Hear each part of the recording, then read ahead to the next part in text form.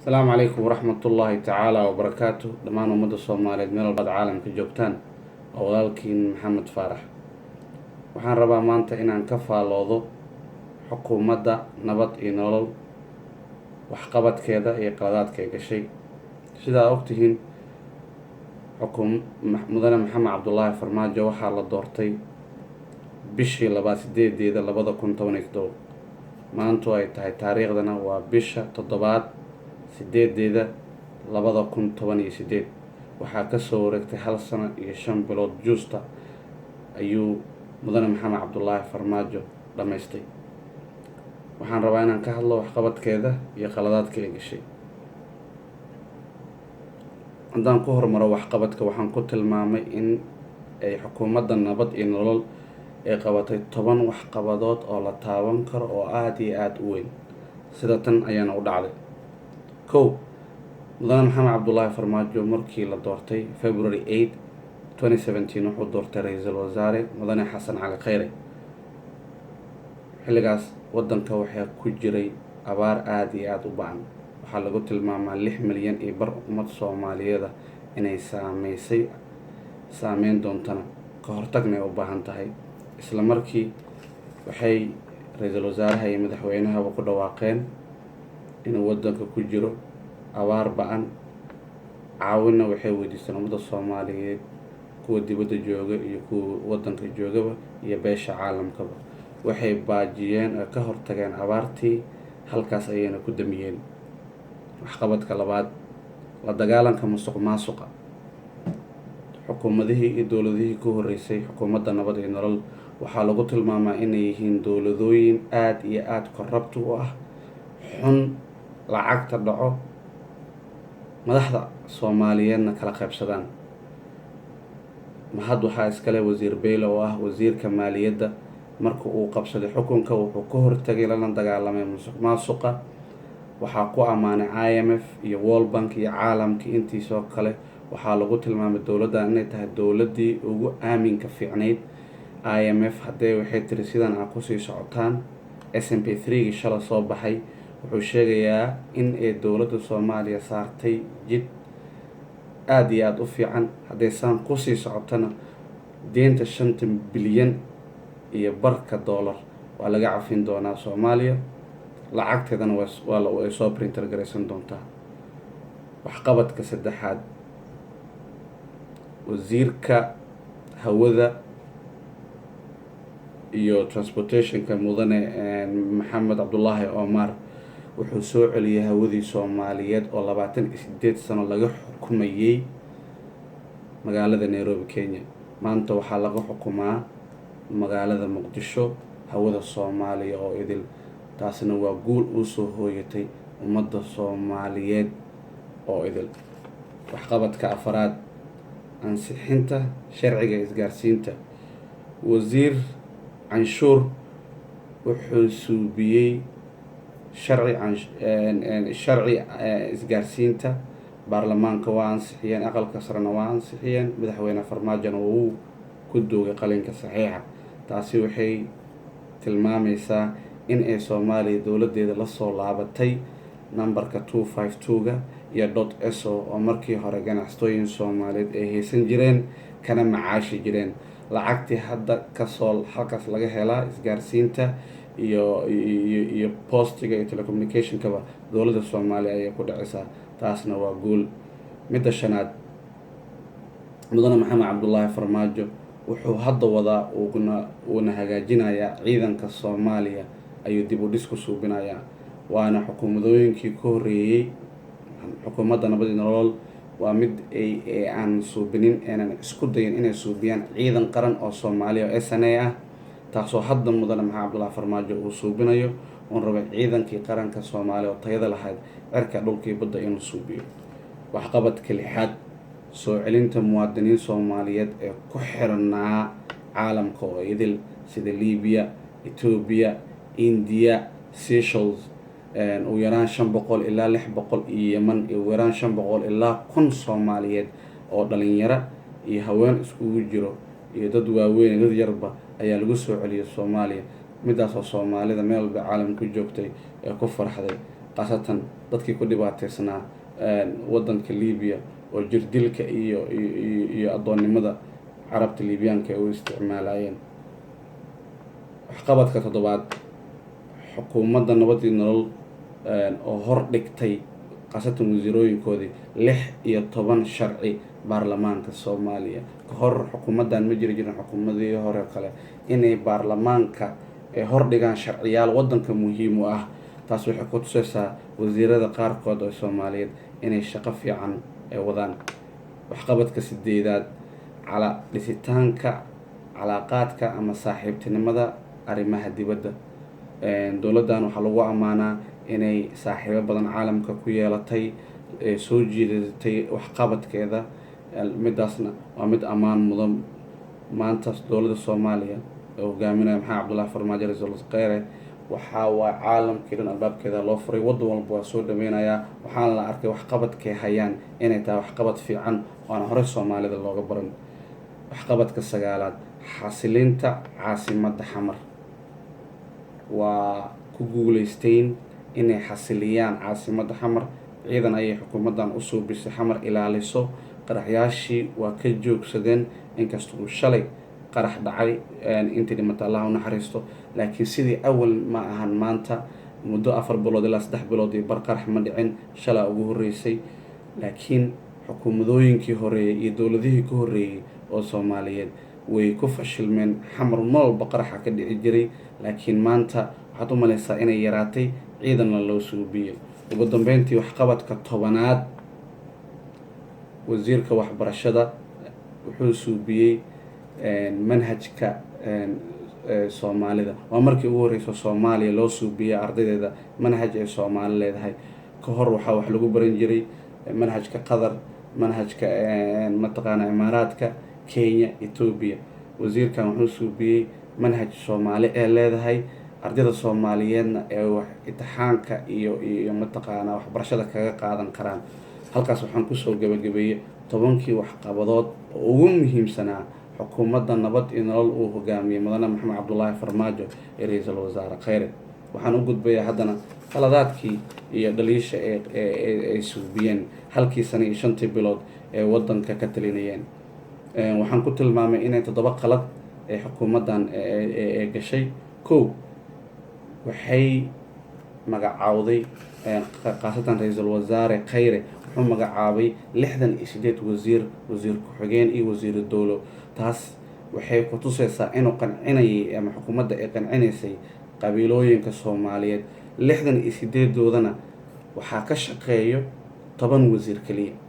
inta kale waxay qabtaan ma la yaqaano, mana la arko. laakiin 10 wasiir ayaa xukuumadda nabad iyo nolol ka dhex muuqda.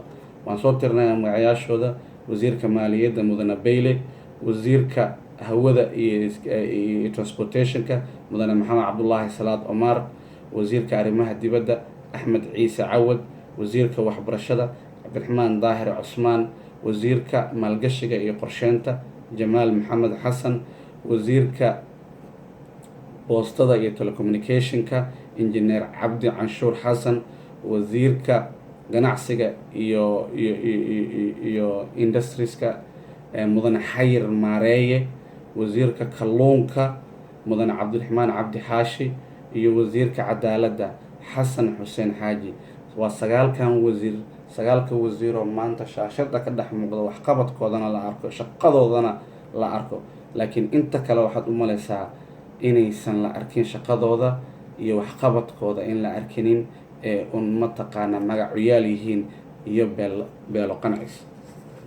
qaladka labaad oo ugu weyn aan dhihi karo waa dhiibistii mudane cabdikariin muuse qalbi dhagax ee u dhiibtay xukuumadda nabad iyo nolol, ayadoo ku tilmaantay inuu yahay argagixiso cadow ah, una dhiibtay dowladda Ethiopia.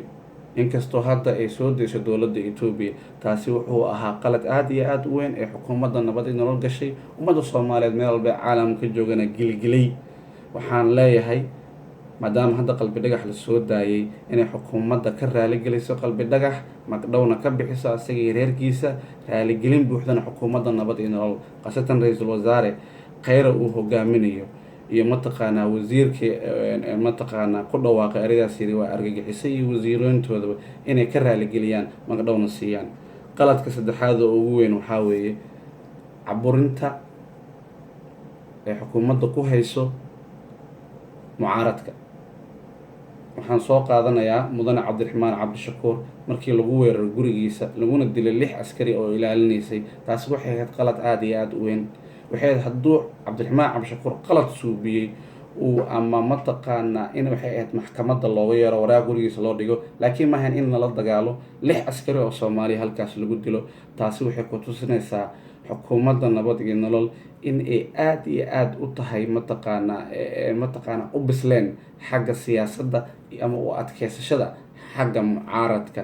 anigu ma dhahayo cabdiraxmaan cabdishakuuraa fiicnaa, laakiin waxaa jira qaab loo maro oo muhiim ah oo mataqaanaa loogu sheego mataqaanaa in hadduu qalad galay maxkamadda loogu yeero, laakiin maaha inta guriga habeenkii 6 saac habeenimo loo dhaco 6 qof oo Soomaaliya oo ciidankii xoogga dalka ahaan lagu dilo ka bacdina haddana qalad lagu waayo ninkii la sii daayo. taas waxay ku tusinaysaa caburin. sidoo kale mataqaanaa mudane jawaari xukuumadda nabad iyo nolol way la dagaashay, ayaga ayaana ka dambeeyey inay kursiga ka tuuraan. qaladka afraad, xukuumadda oo la dagaashay maamul goboleedyada. sidaa ogsoontihiin haddaan idin xasuusiyo, waxay la dagaaleen Hirshabelle Cali Cosoble, kheyre sidoo kale wuxuu la dagaalay mudane xaaf. mana ahayn political crisis ayay wadanka dhex suubiyeen, mana loo baahna in lala dagaalamo maamul goboleedka. waa in lasoo dhaweystaa, lala heshiiyaa, mataqaana lala macaamilaa, laakiin in carqalad siyaasad wadanka laga dhex suubiyo midaas waxay ku tusinaysaa inaysan biseel siyaasad aysan jirin. midda shanaad, dib u heshiisiin xukuumadda nabad iyo nolol may suubinin, waana midda ilaa hadda laga sugaayo. sidaa ogtihiin markuu wadan isdagaala dadkooda waxaa la suubiyaa dib u heshiisiin. waxaa suubiyay South Africa hadda ka hor 1994, Rwanda oo isdilay genocide ka dhacay, Hutu iyo Tutsi waa wada fadhiisteen, waa wada heshiisiyeen. Soomaaliya waa Shanbeel, waanu isdagaalnay ilaa iyo haddana xukuumadihii hore iyo dowladihii hore kasoo bilaa Cabdiqaasim ilaa iyo hadda ma dhicin inay Soomaalida ishor fadhiistaan ay heshiiyaan. war wixii dhacay aan cashar ka barano, aan heshiino, waxaan wax kala saxiixano, aan iscafino, ka bacdi aan hore u socono. dowladdan waxaa laga filayay inay dib u heshiisiin furto, ilaa iyo haddana ma furin. odayaashii waxgaradka ahaa, dadkii wax bartay, dhalinyaradii, hooyooyinkii, dadkii dhan la iskuguma yeerin, lama heshiisinin. waana ilaa hadda mid taagan, waana mid dhaliil ku ah dowladda Soomaaliya ee hogaaminaysa xukuumadda nabad iyo nolol. waxaanu leenahay dib u heshiisiin ha furaan, dadka Soomaaliyeed ha wada hadlaan. 91 ilaa haddaan la isdagaala, waana midda keentay dagaalka tuqaraq maanta ka socdo oo Somaliland iyo Puntland ay isku dilayaan. sababta keentay waxaan isleenahay waxaa weeye in dib u heshiisiin wadanka laga furin oo maanta Puntland iyo Somaliland ishor fadhiyaan, qoryahoodii isku jira. meesha waxaa ku dhimanaya ay tahay labada Soomaali, dhinacaan iyo dhinacan kala dhimanaya 50-100. waxaan leenahay dib u heshiisiin ha furto xukuumadda nabad iyo nolol, qaladkaana ha saxdo. qaladka 6, ilaa iyo hadda xukuumadda nabad iyo nolol ee hogaaminaysa dowladda Soomaaliya ma aysan la dagaalamin al-shabaab, kamayna qabsanin degmooyinkii waaweynaa ee haysatay qawaariijta al-shabaab ah. waxaa kamid a Bu'aale, Xaradheera kamida, Ceelbuura kamida, Ceeldheera kamida. al-shabaab ilaa hadda degmooyinkaas waaweyn way haystaa, badda Xeerdheeray haysataa. dagaal ayaga iyo maamul goboleedka dowladda federaalka ah iyo maamul goboleedka isbahaystay weli dagaal may qaadin. halkan sano iyo 5 bilood maysan xoreyn degmooyinkaas.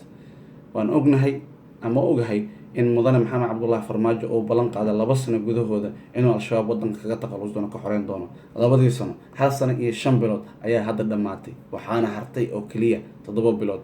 7 bilood loo arkaynaa in lagu soo afjaro dagaalka al-shabaabna lana dagaalamo. qodobka 7 ee ugu dambeeyo ee ku qaldanta xukuumadda waxaa waaye is-afgaradkii mudane maxamed cabdullaahi farmaajo iyo ra-iisul wasaaraha Ethiopia Abiy Ahmed ee wada saxiixdeen, khaasatan qodobka 7 oo sheegayay in maalgashi ee Soomaaliya iyo Ethiopia ku wada suubin doonaan 4 dekedood oo Soomaaliya ku taalo. midaas ayada ah waa qalad.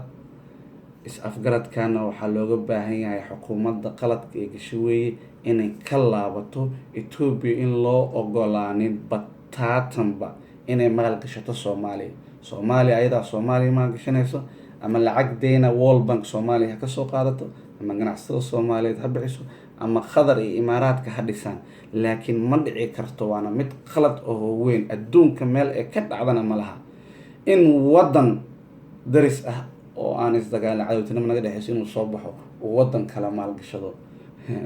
midaas waa mid ku xadgudbaysa qarannimada Soomaaliyeed. waxaana loo baahan yahay mudane Maxamed Cabdullaahi Farmaajo iyo Ra'iisul Wasaare Xasan Cali Kheyre iyo xukuumadooda ka kooban wasiirooyinka inay mataqaanaa is-afgaradkan buriyaan, aysan mataqaanaa baarlamaanka horgeynin iyo aqalka sare inay diidaan.